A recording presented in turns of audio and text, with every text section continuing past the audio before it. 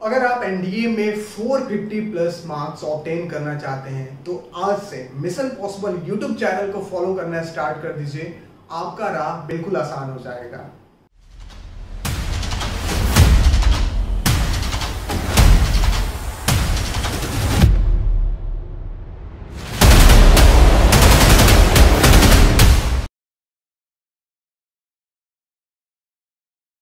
जय Hind cadets, mission possible के YouTube channel में आपका स्वागत है। मेरा नाम है शिवम और आज मैं आपको कराने वाला हूँ वेव से रिलेटेड क्वेश्चंस। जैसा कि आप जानते हो कि इसके पहले वाले लेक्चर में मैंने ऑलरेडी बहुत सारे क्वेश्चंस कराए और उसके बहुत अच्छे रिस्पॉन्स आए। सबने बताया कि सर क्या मजेदार क्वेश्चंस थे और ये क्वेश्चंस कर लेने के बाद हम पेपर में जाकर तो सारे क्वेश्चंस अगर वेव से रिलेटेड आता है तो हम कर लेंगे। मैं आपसे फिर रिक्वेस्ट करूंगा कि इसके पहले वाला लेक्चर आप जरूर देखें, जिसका लिंक आपको डिस्क्रिप्शन में मिल जाएगा, ताकि आपको इस लेक्चर में समझने में आपको कोई दिक्कत नहीं होगी और इस लेक्चर के सारे क्वेश्चंस को आप इजीली मेमोराइज कर लेंगे। तो वो वीडियोस आप जरूर देखें। आज हम करने वाले हैं इससे जो हमने लास्ट लेक्चर किया था उससे आगे के वीडियोस, जिसमें हम इसमें ढेर सारे क्वेश्चंस देखने वाले हैं जो रिमेनिंग क्वेश्चंस थे। और मैंने आपसे प्रॉमिस किया था और मैं फिर आपसे प्रॉमिस कर रहा हूं कि इस लेक्चर के अटेंड करने के बाद आपको वेव से रिलेटेड अगर कोई भी क्वेश्चंस आएगा तो इसी लेक्चर से आएगा। जो मेरा पिछला 3 लेक्चर्स है उसको आप जरूर अटेंड करिएगा, सारे क्वेश्चंस आप करके आएंगे। तो आइए स्टार्ट करते हैं बिना देर किए और देखते हैं कि क्या क्वेश्चंस है। पहला क्वेश्चन से स्टार्ट करते हैं और पहला क्वेश्चन बहुत ही आसान क्वेश्चन है कि एवरी हॉट ऑब्जेक्ट इमिट्स। सारे हॉट ऑब्जेक्ट्स क्या इमिट्स करते हैं? सनलाइट में इंफ्रारेड रेज होता है और उसी की वजह से हमें गर्मी महसूस होती है। So every hot objects emits क्या करता है? Infrared rays. बहुत ही ज्यादा इंपॉर्टेंट है, इंफ्रारेड रेज को इमिट्स करता है। सारे हॉट ऑब्जेक्ट्स किसको इमिट करते हैं? इंफ्रारेड रेज को इमिट करते हैं। तो ये आप याद रखना। अच्छा, नेक्स्ट क्वेश्चन देखते हैं। Next question, which of the following electromagnetic radiation has the maximum energy? Which of the following electromagnetic radiation has the maximum energy? क्या मैंने आपको नहीं बताया था? एनर्जी का मैंने फिर से बता दे रहा हूँ। GHUV इंडिया में शॉर्ट और लॉन्ग डिस्टेंस के लिए शॉर्ट रेडियोस, लॉन्ग रेडियोस जिसे माइक्रोवेव्स भी बोलते हैं, लॉन्ग रेडियो वेव्स को रेडियो वेव्स बोलते हैं, ठीक है। और ये था आपका फ्रीक्वेंसी का इंक्रीजिंग ऑर्डर। सबसे ज्यादा फ्रीक्वेंसी होता है इसका और फ्रीक्वेंसी ज्यादा है तो एनर्जी भी ज्यादा होगा, क्योंकि जो एनर्जी होता है इनवर्सली प्रोपोर्शनल होता है वेवलेंथ का और फ्रीक्वेंसी भी इनवर्सली प्रोपोर्शनल होता है वेवलेंथ का। तो which of the following radiation है द मैक्सिमम एनर्जी? तो मैक्सिमम एनर्जी किसका होगा आपका? यहाँ पे आप देख सकते हो। तो किसका होगा? एक्सरेज। एक्सरेज का सबसे ज्यादा एनर्जी होगा। देन होगा अल्ट्रावायलेट रेज का, देन होगा फिर होगा विजुअल लाइट का और फिर होगा इंफ्रारेड रेज का। तो ये X rays is the right answer. अच्छा, नेक्स्ट देखते हैं। Which of the following parts of the sunlight makes the solar cooker hot? कौन सोलर कुकर हॉट? मैंने अभी जस्ट पहले आपके क्वेश्चन कराया था। एवरी हॉट ऑब्जेक्ट इमिट्स क्या करता है? Infrared rays. तो यहाँ पर आपका इंफ्रारेड कहीं दिख रहा है, आप इजीली करिए इसको टिक और ये आपका correct answer. Which of the following parts of sunlight makes the solar cooker hot? तो क्या आंसर होगा? Infrared. This is the correct answer. आ जाओ अगला देखते हैं। Which of the following radiation has the least wavelength? किसका वेवलेंथ लिस्ट होता है? तो जिसकी एनर्जी ज्यादा होगी, जिसकी फ्रीक्वेंसी ज्यादा होगी, उसका वेवलेंथ सबसे लिस्ट होगा। और इसमें आपका सबसे ज्यादा गामा रेज का जो होता है वो उसकी फ्रीक्वेंसी सबसे ज्यादा होती है, तो वेवलेंथ उसका सबसे कम होगा। So gamma rays is the right answer. So is the following radiation is the least wavelength. तो लीस्ट वेवलेंथ किसका होता है? गामा रेज का होता है और इसका वेवलेंथ होता है 10⁻⁻14, ठीक है। तो ये आप यहां से इजीली कर लेना, कोई प्रॉब्लम नहीं है। नेक्स्ट क्वेश्चन देखते हैं। The waves used in the common TV remote controller. मैंने आपसे बताया था कॉमन टीवी, ये कम से कम 20 बार पूछा जा चुका है पेपर में, ठीक है। इसको जरूर याद रखना आप लोग, वेरी वेरी इंपॉर्टेंट है।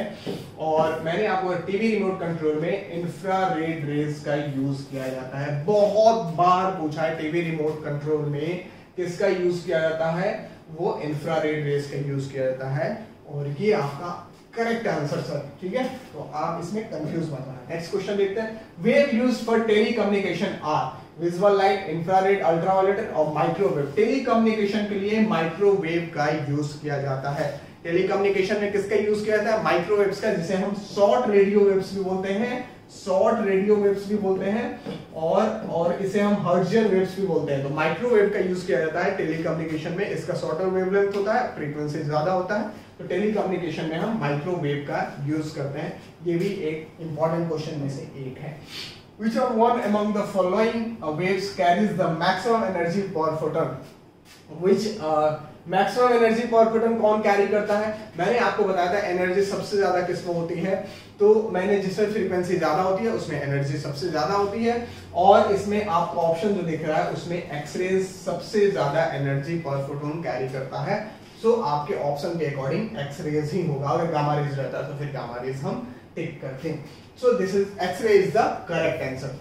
मुझे कोई डाउट नहीं होनी चाहिए आपको, होपफुली चीजें समझ में आ गई होगी। अगर आपने पिछला लेक्चर 2 अटेंड किया है तो इसको तो आप ऐसे टिक करते जाएंगे। तो अगर जो लोग भी पीछे वाले लेक्चर नहीं देखे होंगे तो वो लेक्चर जरूर जाके देखिएगा, तभी आपको चीजें ज्यादा समझ में आएगी।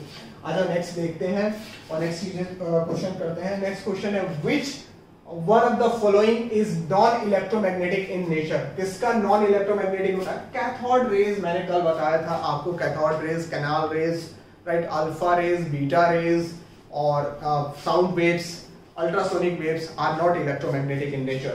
So cathode rays are not electromagnetic in nature. Very easy questions. X-rays, gamma rays and infrared are electromagnetic waves. तो आप ऐसे eliminate करके भी मार सकते थे, आपको कोई प्रॉब्लम नहीं होगा अगर आपको नहीं पता होता तो। Microwave oven consumes less power due to, microwave oven जो यूज करता है कंज्यूम लेस पावर करता है किसके वजह से? शॉर्टर वेवलेंथ ऑफ रेडिएशन की वजह से। माइक्रोवेव का जो वेवलेंथ होता है वो शॉर्टेस्ट होता है, फ्रीक्वेंसी हाई होती है, तो इसके वजह से पावर को कंज्यूम वो कम करता है, shorter wavelength of radiation. Next question आ जाओ। The electromagnetic waves which are used for satellite communication, satellite communication में किसका हम यूज करते हैं? तो रेडियो वेव्स का यूज करते हैं। टेलीकम्युनिकेशन में माइक्रोवेव का, सैटेलाइट्स कम्युनिकेशन में हम किसका यूज करते हैं? रेडियो वेव्स का यूज करते हैं। ये आप याद रखना, सैटेलाइट कम्युनिकेशन के लिए किसका यूज करते हैं? रेडियो वेव्स का यूज करते हैं। ठीक है, चलो आ जाओ। इसके पहले भी मैंने इस क्वेश्चन को करा दिया था। Optical phenomenon that is primarily responsible for the observation of rainbow on a rainy day, this person is responsible for the observation of rainbow on a rainy day. ये लाइट के क्वेश्चंस था, इसमें mix हो गया है, but कोई नहीं, आप पता कर लो, आपको पता होना चाहिए। Following rays are used in the diagnosis of intestinal disease, X ray का यूज करते हैं इंटेस्टाइनल डिजीज। मेडिकल फील्ड में एक्सरे का बहुत ज्यादा यूज हो जाता है, जिसमें हम बोन्स के इमेजेस को कैप्चर करते हैं और भी बॉडी के अंदर इजीली पेनिट्रेट कर जाता है एक्सरे, और उसमें इंटेस्टाइनल डिजीज के डिटेक्ट करने में हमें एक्सरे का यूज करते हैं ज्यादा, तो आप एक्सरे यूज करना। ठीक है, चलो आ जाओ। रडार इज यूज्ड, रडार का मैंने बताया था रेडियो डिटेक्शन एंड रेंजिंग, इसका जो फॉर्मूला होता है, फुल फॉर्म होता है रेडियो डिटेक्शन एंड रेंजिंग, जो यूज करता है, it is used to detect the distance object, distant object को, लोकेशन को डिटेक्ट करता है ये क्या? रडार। तो रडार का यूज किसमें करते हैं? Detect and locate distant objects is the correct answer. Detect and locate distant object के लिए हम रडार का यूज करते हैं। ठीक है, और रडार इसके पहले मैं करा चुका था, रडार किस वेव का यूज करता है? रेडियो वेव्स का यूज करता है, तो आप रिलेट करके याद कर लेना। फिर से मैं बता दिया, पहले वाले लेक्चर में भी मैं इसको बता चुका हूँ। अच्छा नेक्स्ट क्वेश्चन देखते हैं। Long radio waves are reflected by which of the following layer of Earth surface? Ionosphere, ये बताना थोड़ी है। लॉन्ग रेडियो वेव्स किससे रिफ्लेक्ट होता है? आयोनोस्फीयर से रिफ्लेक्ट होता है। 65 to 400 किलोमीटर के बीच में ये लाई करता है। एटमॉस्फेरिक लेयर जो होता है आयोनोस्फीयर, ये सब किसी के लिए रिस्पॉन्सिबल होता है? सेंटर से ट्रांसमिट होता है और जाता है आयोनोस्फीयर से रिफ्लेक्ट होकर रिसीवर तक पहुंचता है। तो ionosphere is responsible for long radio waves से रिफ्लेक्ट होता है कहां से? आयोनोस्फीयर से। आज नेक्स्ट क्वेश्चन देखते हैं। Ultraviolet rays can be used in water treatment as disinfectant के रूप में अल्ट्रावायलेट रेज का यूज करते हैं वाटर को प्यूरिफाई करने के लिए। अब ये क्या करता है? जो डीएनए पैटर्न होता है बैक्टीरिया को वो डिस्ट्रॉय कर देता है, तो जिससे बैक्टीरिया वो मल्टीप्लाई नहीं कर पाते, अपने नंबर्स को मल्टीप्लाई नहीं कर पाते हैं, तो इसलिए डिसइंफेक्टेंट के रूप में अल्ट्रावायलेट रेज का यूज करते हैं हम। किसको? वाटर ट्रीटमेंट में। ठीक है, यूवी रेज का यूज करते हैं। राइट, आपको आरओ लेने जाते हो तो नहीं बताते हैं यूवी वाला आरओ है ये, तो यूवी रेज जैसे कोई यूज करता है तो वो क्या करता है? बैक्टीरिया के डीएनए पैटर्न को डिस्ट्रॉय कर देता है, जिससे वो मल्टीप्लाई नहीं कर पाते, तो डिसइंफेक्टेंट के रूप में अल्ट्रावायलेट रेज का यूज करते हैं। नेक्स्ट क्वेश्चन देखते हैं। The list penetrating power is, सबसे ज्यादा पेनिट्रेटिंग पावर होता है गामा रेज का। देन होता है gamma rays and X rays, same ही होता है, पेनिट्रेटिंग पावर दोनों का सेम होता है, और फिर होता है बीटा रेज का, और देन होता है अल्फा रेज का, ठीक है। So alpha rays least penetrating power किसका होता है, अल्फा रेज का, ठीक है। सबसे ज्यादा होता है पेनिट्रेटिंग पावर गामा रेज का, देन बीटा रेज का, देन अल्फा रेज का। ये आप याद कर लीजिए कि यहाँ से क्वेश्चंस आ चुके हैं, वेरी वेरी इंपॉर्टेंट है। सबसे ज्यादा गामा रेज का, देन बीटा रेज का, देन अल्फा रेज का। एक्सरे का भी पेनिट्रेटिंग पावर ज्यादा होता है, इजिली ये ह्यूमन बॉडी को पेनिट्रेट कर देता है और बोन्स को इमेज को कैप्चर कर लेता है। चलो नेक्स्ट क्वेश्चन देखते हैं। In a filament type light bulb, most of the electric power consumed appear as। अब फिलामेंट टाइप जो बल्ब होते हैं उसमें जो क्या होता है वो बहुत ही 3 से 5% ही होते हैं, 3 to 5% ही जो उसमें जो यूज करते हैं विजिबल लाइट में कन्वर्ट होता है, बाकी सब वो बर्बाद हो जाता है in the form of infrared rays as heat wave के रूप में। हीट वेव के इंफ्रारेड लाइट के रूप में वो ओनली 3 to 5% को विजुअल लाइट में कन्वर्ट कर पाता है, बाकी वो 95% वो क्या हो जाता है एज ए हीट के रूप में, इंफ्रारेड लाइट के रूप में बर्बाद हो जाता है, वेस्ट हो जाता है। तो infrared light is the correct answer. So filament light of bulb most of the electric power consume appear as infrared light is the right answer. अच्छा, what is the distance between two successive crest और two successive troughs are called wavelength. Two successive crest के रूप में और to ठीक है, तो इसके रूप में जो यूज होता है वो क्या होता है, वेवलेंथ होता है। टू सक्सेसिव क्रेस्ट और टू सक्सेसिव ट्रफ के बीच का जो डिस्टेंस होता है उसी को हम क्या बोलते हैं, वेवलेंथ बोलते हैं। तो यहाँ से आपको कोई प्रॉब्लम नहीं होनी चाहिए, बिल्कुल आसान है और आप लोगों को पता भी होगा। नहीं पता होगा तो आप जान लीजिए। Greenhouse effect is the heating of the earth atmosphere which is due to. Greenhouse effect क्या होता है भाई, ग्रीन अर्थ एटमॉस्फेयर में सनलाइट जो आता है, जो एनर्जी वहां पे जो हीट करता है, उसी फेनोमेनन को हम क्या बोलते हैं, ग्रीन हाउस इफेक्ट बोलते हैं। और इसके लिए रिस्पांसिबल कौन सा होता है, मैंने आपको बताया था अभी, every hot object emit infrared rays, और सनलाइट में जो इंफ्रारेड रेज होता है वही ग्रीन हाउस इफेक्ट का कारण होता है और वही रिस्पांसिबल होता है। So greenhouse effect is the heating of the earth atmosphere which is due to infrared rays, right, infrared rays. तो आप इंफ्रारेड रेज को टिक कर लेना। Waves that required for the long distance wireless communication के लिए, long distance wireless communication के लिए आपका किसका यूज किया जाता है, रेडियो वेव्स का यूज किया जाता है। टेली कम्युनिकेशन के लिए माइक्रोवेव का यूज करते हैं, लेकिन लॉन्ग डिस्टेंस वायरलेस कम्युनिकेशन के लिए हम किसका यूज करते हैं, रेडियो वेव्स का यूज करते हैं। तो इसमें आपको कंफ्यूजन नहीं होनी चाहिए, इसलिए आप इसे कर लेना। अच्छा, नेक्स्ट क्वेश्चन देखते हैं। Sound wave is air is transverse होता है, लॉन्गिट्यूडनल होता है, electromagnetic polarized. Longitudinal wave, sound wave is longitudinal wave. ये भी कोई बताने वाली चीज तो है नहीं, बहुत ही आसान क्वेश्चन था, आया था, आपको पता होनी चाहिए। नेक्स्ट क्वेश्चन देखते हैं। Which of the following waves can not be polarized. किसको पोलराइज्ड नहीं कर सकते हम, रेडियो वेव्स, अल्ट्रावायलेटेड, इंफ्रारेड और ultrasonic waves. So ultrasonic waves are mechanical waves and mechanical waves cannot be polarized. Rest of radio waves, ultraviolet and electromagnetic waves are electromagnetic waves, and they can be polarized, but mechanical waves cannot be polarized. So ultrasonic waves is the correct answer. So which of the following cannot be polarized? Ultrasonic wave. Next question देखते हैं. Which one of the following true about X-rays? क्या X-rays के बारे में कौन सा true statement नहीं है? हैविंग लो पेनिट्रेटिंग पावर, ये तो डेफिनेटली आपका यही आंसर होगा, ये करेक्ट नहीं है। हाई पेनिट्रेटिंग पावर होता है, इजीली ह्यूमन बॉडी को पेनिट्रेट कर देता है। Travel with the speed of light, बिल्कुल सही है, क्योंकि एक्सरेज, गामा रेज, ये जो भी इलेक्ट्रोमैग्नेटिक वेव होता है वो स्पीड ऑफ लाइट से ही वैक्यूम में ट्रेवल करते हैं, उतने ही स्पीड से, ठीक है। कैन बी रिफ्लेक्टेड और रिफ्रैक्टेड, बिल्कुल, और कैन अफेक्ट फोटोग्राफिक प्लेट, बिल्कुल सही है। तो आपका ऑप्शंस क्या हो जाएगा, हैविंग लो पेनिट्रेटिंग पावर, ये एक्सरेज के बारे में गलत है, हाई पेनिट्रेटिंग पावर होता है। सो आज नेक्स्ट क्वेश्चन देखते हैं। Gamma rays have greatest similarity with, gamma rays किसके साथ ग्रेटेस्ट सिमिलरिटी होता है? एक्सरेज के साथ। क्या क्या होता है? बोथ जो होता है गामा रेज और एक्सरेज क्या होता है? इलेक्ट्रोमैग्नेटिक वेव होता है, इलेक्ट्रोमैग्नेटिक वेव होता है, दोनों स्पीड ऑफ लाइट के स्पीड से ट्रेवल करते हैं, ठीक है, और इलेक्ट्रोमैग्नेटिक होते हैं, और दोनों की पेनिट्रेटिंग पावर ज्यादा होती है। सो एक्सरेज और गामा रेज में बहुत ज्यादा सिमिलरिटी होती है। आज नेक्स्ट क्वेश्चन देखते हैं। Which of the following types of rays are used in night vision apparatus? Night vision apparatus में इंफ्रारेड रेज का यूज करते हैं। इंफ्रारेड रेज का इंफ्रारेड वेव्स का यूज करते हैं नाइट विजन एपरेटस में। तो आपको देखो कहाँ कहाँ नाइट विजन एपरेटस में इंफ्रारेड रेज का, हॉट ऑब्जेक्ट्स जो भी इमिट्स करती है वो क्या करती है, इंफ्रारेड रेज करती है। कोई भी फोर्स्ड डॉक्यूमेंट का पता लगाने के लिए इंफ्रारेड रेज का यूज करते हैं, और आपका फोर्स्ड डॉक्यूमेंट हुआ और ओल्ड मटेरियल रीड करने के लिए इंफ्रारेड रेज का यूज करते हैं। तो देयर आर 4 थिंग्स जहां पे इंफ्रारेड रेज का यूज करते हैं, आप इसको मेमोराइज कर लेना, ठीक है। तो यहाँ भी नाइट विजन एपरेटस में किसका यूज करते हैं, इंफ्रारेड रेज का। चलो आगे, which among the following waves are called waves of heat energy? Infrared waves, heat energy कौन करता है, इंफ्रारेड वेव्स, कोई डाउट नहीं होनी चाहिए आपको। इसी तरीके के क्वेश्चंस आते हैं, और अगर आप एक बार क्लियर कर लिए, इतना क्वेश्चंस कर लिए, और हाँ परेशान मत होना, ये सारा चीज मैं टेलीग्राम चैनल पे अपना डाल दूंगा क्वेश्चंस, आप वहां से आंसर्स, आप वीडियोस को देख लेना, समझ लेना, और वहां पे कलेक्शन रखना, आपको रिवीजन के लिए बहुत ही आसान हो जाएगा। तो इस तरीके से चीजें करते हो तो बहुत ही आसान हो जाएगा, और एनडीए रिटर्न निकालना सबसे दुनिया का सबसे आसान चीज है।